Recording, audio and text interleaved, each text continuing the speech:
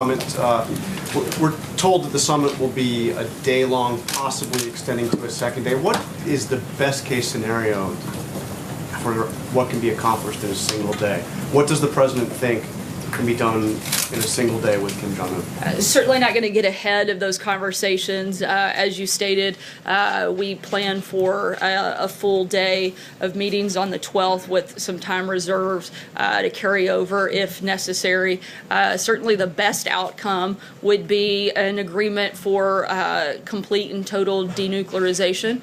But this is the beginning part of these conversations. I'm not going to get ahead of what we expect for that day, but certainly that would be, I think, the best outcome, and we've been pretty upfront about that. Do they think that could actually happen in a day, or is this... Again, I'm not going to get ahead of this conversation and the process, but there have been several conversations that have taken place leading up to both Secretary Pompeo has had now 2 meetings that have been part of this process, so it's not just one day that is, you have to look at the broader picture, but certainly we have that time set aside at this point. Justin?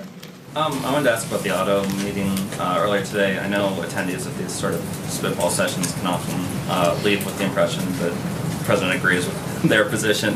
So I wanted to see if you could clarify both if the president or the administration has agreed to open negotiations with California on a national CAFE standard rather than sort of the dual system that could exist. And we haven't finalized what that looks like, but today was a part of that conversation, part of the discussion on how best to move forward. We're going to continue these conversations as we have a specific policy announcement on that front. We'll let you know. Sarah. John? If I could come back to North Korea. The president says that he believes that it's Kim's intention to denuclearize, but when you listen to Kim Jong-chul, who's in charge in North Korea, North-South relations, he said, listen, the reason why we're doing all this is because our nuclear program is complete. The reason why we're shutting down our test site is because we don't need it anymore. Our nuclear program is complete. I mean, it's kind of akin to somebody who builds a house and then enters a negotiation to tear it down. What gives you confidence that Kim actually wants to take apart something that he just built? Look, the president is going into this with eyes wide open, as he said many times. We'll see what happens. But this is certainly a process that has moved in the right direction. We've seen some signs of goodwill from North Korea just this week with the 3 Americans brought back home. Also the stopping of the ballistic missile test, them stopping with their research and development on their nuclear program. And we're going to continue to push for complete and total denuclearization. We're also going to continue maximum pressure until we see that happen. But again, stopping the ballistic missile testing, stopping all this testing, according to Kim Jong-chul, is because they don't need it anymore. They're done. It's kind of like you can put the saws and the hammers away because the house is done. Again, the president has been very clear that we're going into this. Certainly, we would like to see something happen, but as he has said many times, we're going to see what happens. And we hope not just for North Korea, but for the entire world that they do the right thing and that this goes forward in the way that I think everyone would like to see. Eamon? Thanks, Sarah. This week, the CEOs of AT&T and Novartis both said that they thought it was a mistake for their companies to work with the president's lawyer. Does the president think it was a mistake for his lawyer to work with them? I think that this further proves that the president's not going to be influenced by special interest. This is actually the definition of draining the swamp, something the president talked about repeatedly during the campaign. And for anything beyond that, I would direct you to the president's outside counsel. This is a definition of draining the swamp, right? I think it's pretty clear that the Department of Justice opposed the merger, and so certainly the president has not been influenced by any, or his administration influenced by any outside special interest. Aware of those things? Sorry, Blake, go ahead. Sarah, thank you. You said in this room the other day that it is unlikely there's going to be an infrastructure bill this year. That was supposed to be the signature legislative item of 2018 for Republicans in this administration. Can you lay out for us what exactly is is this White House's legislative agenda for this year? Certainly, we'd love to see something done on immigration. It's something the president has been talking about for a long time. We've laid out the principles and the priorities that we'd like to see as part of an immigration package. There's still some movement on that front, and we would still like to see something happen. We'd love for Congress to actually show up, do their jobs, Democrats to stop opposing good legislation and actually fix our broken immigration system. So is it fair to take from that answer that immigration is now the signature priority item this year? It's been a constant priority for the president and something we'd certainly still like to see. David? Sarah, thank you. Two questions. We've heard a lot about White House aide Kelly Sadler and her comments about Senator McCain reportedly saying in a meeting that the president shouldn't worry about the senator's opposition to the nomination of Gina Haspel because he is dying anyway. Meghan McCain, his daughter, wondered aloud today why Kelly Sadler still has a job here at the White House. Does she still have a job? I'm not going to comment on an internal staff meeting. And then secondly, I'm sorry. Sorry, you had two questions. President Trump said today that he still has faith in EPA Administrator Scott Pruitt.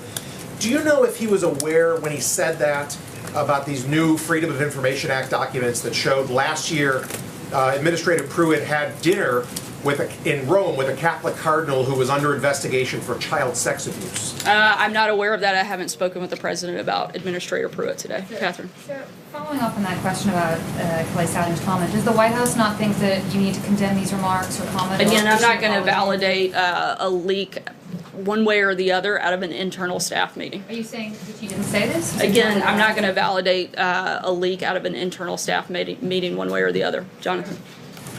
Does the president regret what he said during the campaign about John McCain when he said he wasn't a war hero? He prefers people that weren't captured? I believe the president has spoken about that. I haven't talked with him specifically about that. Jeff? If you won't comment on this specific comment, what does the White House believe about Senator McCain? And is there a tone set from the top here where it is allowed for an aide to say he's dying anyway?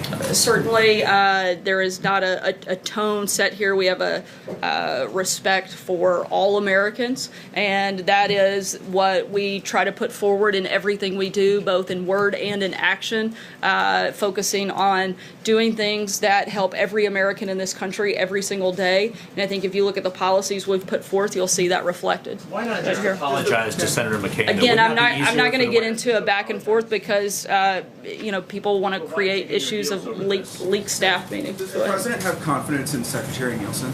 As we've said many times before, if the president no longer has confidence in a cabinet member, he'll let you know. In that regard, what more does the president think Nielsen could do now under the law that she hasn't done already? Does he really want her to close the U.S.-Mexico border? The president wants us to do a number of things. He wants us to work with Congress, as we've laid out time and time again, and as we've called on them to do. If Democrats in Congress would stop playing political games, we'd love to secure the border. We'd love to close the loopholes in the system. We would love to get a fix on DACA. There are a number of things that we've laid out, and we'd like to see all of those things get done. Does he support the Republicans pushing to get a vote on the floor of the House to get this issue going? If it addressed all of those problems, certainly we would support things that actually fix the broken immigration system that we have. Stephen? The Secretary of Homeland Security had a statement last night in which she said that the president was rightly frustrated by congressional inaction. Why was that frustration reportedly expressed at the Secretary herself? She doesn't serve in Congress, and she can only act under what's enacted in law by the Congress. So why did the president direct his frustration specifically at her at the cabinet meeting? Again, I'm not going to get into a back and forth with you guys on an internal meeting. However, I can tell you that both the president and the secretary share the frustration that Congress is simply not showing up to work and getting their job done. Democrats have got to stop playing games. They've got to stop doing this just because it's a midterm year. They still have to do their job, and we would like to see them fix our immigration system. Not only is the administration frustrated, but Americans are too. 80% of Americans would like to see this problem fixed. They want something to be done. They are begging Congress to do it, and certainly I think not only does the president have a right to be frustrated, he has a right to be angry, and he is, and he's going to express that. He's done it both publicly, and he's going to continue to do that until we can actually fix this problem. Mike? NAFTA, is the White House on track to meet Speaker Ryan's deadline next Thursday? I'm sorry, can you speak up? Is the White House on track to meet Speaker Ryan's deadline next Thursday on NAFTA? We're continuing in these conversations, and we've made progress, and hopefully we'll get there. By Thursday, is the president really willing to revisit this after the elections in Mexico and the midterms? We'll let you know.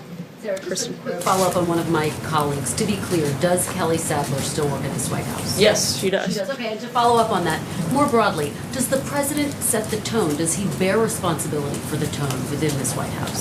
The president, as I mentioned just a moment ago, supports all Americans. If you look at what he's doing every single day, he's showing up to work. He's working hard to make this country better, whether it's through building our economy, creating jobs, defeating ISIS, fixing our judiciary system, helping with the illegal immigration problems that we have. The president is addressing a number of issues. That is what our focus is. That is what we are doing here every day, and that is what the president has, I think, laid out very clearly what his interests are. My question is a little different. Does he bear responsibility for the tone set here at the White House and all of the staffers who work here, frankly? It certainly does, and I think he has done a good job of laying out what the priorities of the administration are, and that what they are doing is helping impact Americans all across the country. Sorry, Kristen, I'm going to keep moving. So many of us have spoken to people who said they heard these comments. Do you say that they're lying? Sorry, go ahead. Are they lying, Sarah? Sarah, General Kelly came out and endorsed in an NPR interview a pathway to citizenship for temporary protected status recipients who have been in the United States for quite some time. Does the president share General Kelly's view on that? I haven't seen that specific comment from the interview. I certainly know that both the president and General Kelly want to fix the system. I'd have to look at that specific comment in the interview. Did General Kelly oppose the administration's push to end TPS and actually give a deadline to some people who have been here for over 20 years to leave the country? Did Again, I would have to look at the comment before I could weigh in. Right here. Sorry, go ahead. Thank you, Sarah. South Korea has a huge stake in whatever Trump and Kim agree upon. Will President Moon or another representative of South Korea be at the talks? I don't believe that there are plans for them to be part of that specific day, but certainly have been a partner in this entire process. And as you know, President Moon will be here on the 22nd to continue those conversations, and we continue to be in lockstep with the South Koreans. Hunter? Thank you, Sarah. On Wednesday, the president tweeted, quote, "The fake news is working overtime," and he said 91% of the network news about me is negative, parentheses, fake. Do you have the view that all negative stories about the president are fake? No.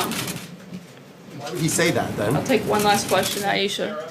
Here? Aisha, right here. Thank you. Just to follow up on these payments that Michael Cohen received from AT&T and Novartis, you said that this is a sign that the president won't be influenced. But just to clarify, does the president think it's appropriate for his personal attorney to be collecting payments from private companies, presumably saying that, or presumably promising to influence policy or to give them strategy on government policy? I think the bigger point is that the president isn't going to be influenced by outside special interests. He's going to do what he finds to be in the best interest of Americans across the country. Thanks so much, guys.